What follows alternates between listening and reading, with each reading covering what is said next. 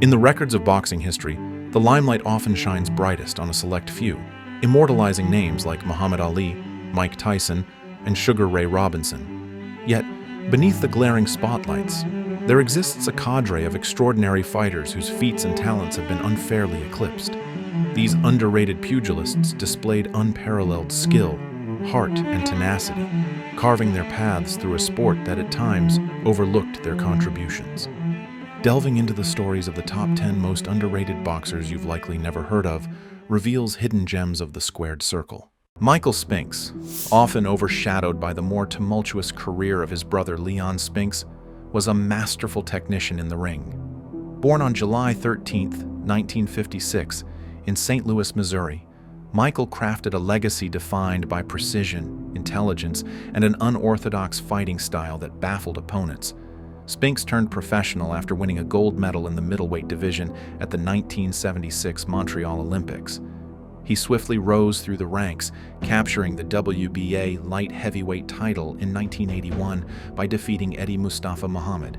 His reign was marked by unifying the light heavyweight division, collecting the WBC and IBF titles, and defending them successfully against formidable opponents like Dwight Muhammad Qawi. His devastating right hand, dubbed the Spinks Jinx, became a signature weapon, not just for its power but also for its timing and placement, often delivered from unconventional angles due to his awkward yet effective footwork and head movement. In 1985, Spinks moved up to heavyweight to challenge the long-reigning champion Larry Holmes, who was striving to match Rocky Marciano's record of 49-0. In a stunning upset, Spinks outboxed Holmes to win the IBF heavyweight title, making history as the first reigning light heavyweight champion to claim the heavyweight crown. Despite his achievements, Michael Spinks is frequently remembered for his 91-second knockout loss to a prime Mike Tyson in 1988.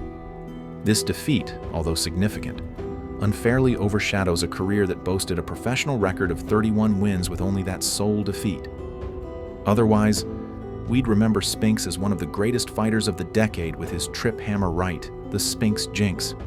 Spinks' technical prowess and historical heavyweight conquest deserve recognition beyond that singular loss. Born Anthony Florian Zaleski, earned the moniker the Man of Steel, not just as a nod to his hometown, Gary, Indiana, but also for his resilience and toughness inside the ring. Zale turned pro in 1934, gradually building a reputation for his ferocious body attacks and unyielding stamina. His career was notably interrupted when he served in the U.S. Navy during World War II, taking a 4-year hiatus at the peak of his abilities. Returning from the war, Zale engaged in one of boxing's most storied rivalries, a trilogy with Rocky Graziano. The 3 fights between Zale and Graziano from 1946 to 1948 are often hailed for their sheer brutality and excitement. Zale won the first bout with a 6th-round knockout, lost the second, and reclaimed victory in the third with a devastating knockout in the 3rd round. What type of a world do we live in where the guy who lost twice becomes famous, but Zale doesn't? In Hollywood, that's where. He held the world middleweight title twice, his reign characterized by formidable defenses against top contenders of his era. Tony Zale's career is sometimes lost among the legends due to his humble demeanor and lack of self-promotion. His sacrifices during the war and subsequent return to form demonstrate a champion spirit that transcends the sport. Zale's contributions to boxing, particularly his thrilling fights with Graziano, laid the groundwork for future middleweight classics. Marcel Cerdan, the Casablanca Clouter, was a French-Algerian boxer whose life and career were as dramatic as they were impactful. Born on July 22, 1916, in Sidi Bel Abbès, Algeria, Cerdan became a national hero in France. With a staggering professional record of 111 wins, 65 by knockout, and only 4 losses, he demonstrated both skill and power. His relentless fighting style overwhelmed opponents, combining aggressive offense with solid defense. In 1948, Cerdan achieved his dream by defeating Tony Zale to become the world middleweight champion. The fight showcased his precise punching and ability to dictate the pace against a seasoned champion. At the peak of his career, while en route to a rematch with Jake LaMotta, Cerdán perished in a plane crash on October 28, 1949. Not many fighters could claim a Nobel Prize-winning author and a world-famous chanteuse among their fan base. His untimely death at age 33 stunned the boxing world and ended what could have been an even more remarkable career. Cerdán's legacy is often overshadowed by the brevity of his time at the top and his romantic liaison with French singer Edith Piaf. While their relationship captured public fascination, it sometimes distracts from his boxing prowess. His dominance in Europe and his brief but impactful stint as world champion merit greater acknowledgement among boxing's greats. Jerry Quarry, the Bellflower Bomber, was an American heavyweight known for his toughness and willingness to face anyone during boxing's most competitive era. Throughout the 1960s and 70s, Quarry stood toe-to-toe with legends like Muhammad Ali, Joe Frazier, and Ken Norton. He usually gave up height and weight and had the misfortune to fight in an era of many great heavyweights. Although he fell short in these high-profile bouts, his performances were marked by courage and determination. He notched significant wins against fighters like Floyd Patterson, Ron Lyle, and Ernie Shavers. His knockout of Shavers, a feared puncher, in the first round, showcased Quarry's own power and skill. His all-action style and blue-collar persona endeared him to fans. He blended solid boxing fundamentals with a willingness to engage in slugfests, making his fights must-see events. Jerry Quarry's career is often viewed through the lens of his losses to Hall of Famers, overshadowing his accomplishments. Fighting in an era loaded with talent, Quarry was arguably the best heavyweight never to win a world title. His contributions highlight the depth of the division at the time and the narrow margins between being a champion and a contender. Gene Tunney, known as the Fighting Marine, is perhaps the most intellectually inclined heavyweight champion in boxing history. Born in New York City on May 25, 1897, Tunney combined physical prowess with a cerebral approach to boxing. He fought over 80 amateur fights before turning professional in 1915. His strategic style led him to the American Expeditionary Forces Light Heavyweight Championship during World War I. Tunney's series with middleweight champion Harry Greb is legendary. Despite losing their first encounter, a brutal affair where Tunney sustained severe injuries, he adjusted his tactics to win the subsequent 4 bouts against Greb. History remembers Jack Dempsey as the great boxing hero of the 1920s. His conqueror Gene Tunney is scarcely remembered at all. In 1926, he outboxed Dempsey to claim the heavyweight title. The famous long count in their 1927 rematch, the most controversial moment in boxing history, still haunts his rep. Dempsey scored a legitimate knockdown, but broke the rules when he hovered over Tunney instead of going to a neutral corner. When the ref continued his count, Tunney sprang up at 9 and dominated the rest of the fight. Gene Tunney retired as an undefeated heavyweight champion, an anomaly in the sport. His lack of flamboyance and preference for privacy, along with his early retirement at age 31, contributed to his understated legacy. Tunney's emphasis on strategy, conditioning, and scientific boxing was ahead of his time, influencing future generations who valued technique as much as toughness.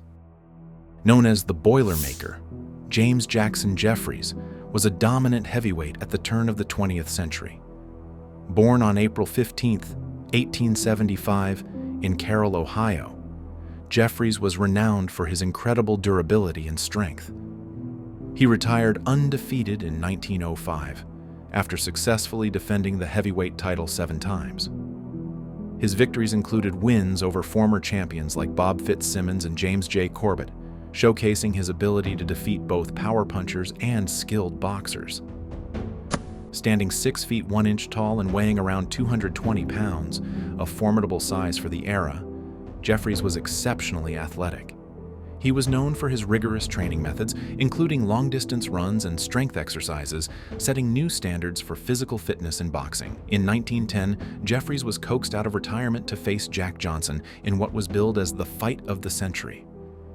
Despite being inactive for 6 years, Jeffries attempted to reclaim the title but was defeated, marking a significant moment in both sports and societal history concerning race relations. Weighing more than 300 pounds, Jeffries should have stayed on the farm. Jeffries' legacy is complicated by his loss to Johnson and the racial overtones of that era. However, his dominance during his active years and his advancements in training methodologies laid foundational stones for modern boxing. His contributions are often underappreciated due to the overshadowing narrative of his comeback fight.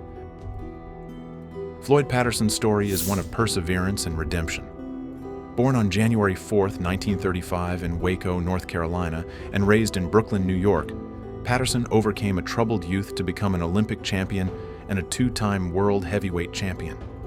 At the 1952 Helsinki Olympics, he won the gold medal in the middleweight division at just 17 years old, displaying speed and agility that would become his trademarks. In 1956, at age 21, Patterson knocked out Archie Moore to become the youngest heavyweight champion in history at that time. His leaping left hook was a feared weapon, and his peekaboo style, developed under trainer Customero, revolutionized defensive tactics. After a shocking loss to Ingemar Johansson in 1959, Patterson made history by becoming the first man to regain the heavyweight title in their rematch, knocking out Johansson in the 5th round. Essentially a light heavyweight in a heavyweight's world, Patterson came back from every defeat, winning 9 of his last 10 fights. His career is often unfairly judged by his devastating losses to Sonny Liston and later to Muhammad Ali. These overshadow his significant accomplishments and the barriers he broke in the sport. His willingness to fight top contenders and his dignified demeanor outside the ring contribute to a legacy deserving of greater appreciation. His tall frame at 6 feet 3 inches and exceptional reach provided both advantages and challenges throughout his career. Bob Foster, born on April 27, 1938, in Borger, Texas, was one of the most dominant light heavyweights in boxing history. Foster captured the WBA and WBC light heavyweight titles in 1968 by knocking out Dick Tiger with a left hook, one of the most devastating punches in boxing history. He defended his titles 14 times, often with spectacular knockouts, solidifying his dominance over the division. Bob Foster either had to be bigger or smaller.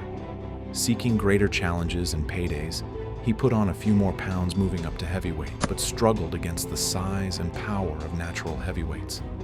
Notably, he faced Joe Frazier and Muhammad Ali, suffering knockout losses but gaining respect for his courage to step into the ring with elite fighters. Foster's stiff jab and explosive left hook made him a daunting opponent. His ability to control distance and deliver fight-ending punches from range set him apart from his contemporaries. Bob Foster's ventures into the heavyweight division, although unsuccessful, overshadowed his brilliance at light heavyweight. His reign was one of the most dominant in the division's history, yet he often doesn't receive the same recognition as other light heavyweight greats like Archie Moore or Ezzard Charles. Despite his brain-numbing power, Foster was never a big gate attraction in the United States, but he was hugely popular in South Africa, where he became the first black fighter to not only face but beat a white boxer. The Cincinnati Cobra, Ezzard Charles, exemplified versatility and technical mastery across multiple weight classes. Born on July 7, 1921 in Lawrenceville, Georgia, Charles built a legacy that spanned from middleweight to heavyweight. He fought and defeated some of the best light heavyweights of his time, including Archie Moore, whom he beat 3 times, and Joey Maxim. Despite his success, he never secured the light heavyweight title due to the era's fragmented boxing politics. In 1949, following Joe Louis's retirement, Charles won the vacant NBA heavyweight title by defeating Jersey Joe Walcott. He later solidified his claim as the legitimate champion by outpointing the returning Louis. Moving up to the heavyweights, he usually faced bigger men. In 1948, he knocked out a contender named Sam Baruti, who later died of accumulated injuries. Charles engaged in a series of fights with Walcott and Rocky Marciano. His 2 bouts with Marciano were brutal affairs, particularly their second fight, which is remembered for Charles splitting Marciano's nose, nearly stopping the undefeated champion.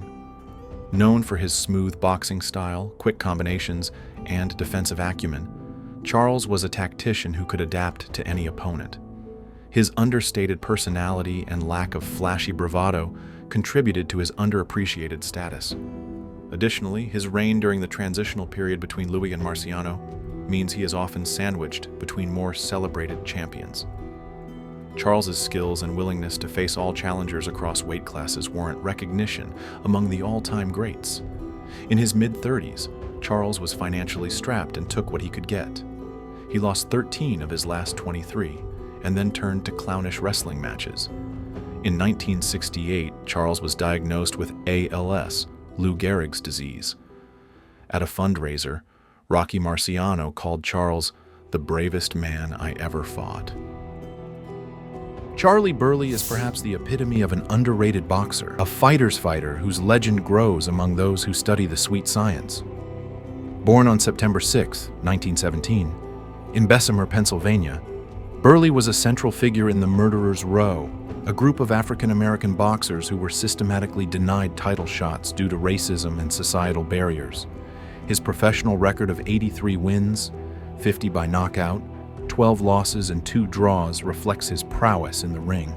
He fought across welterweight, middleweight, and light heavyweight divisions, often giving up weight advantages to opponents.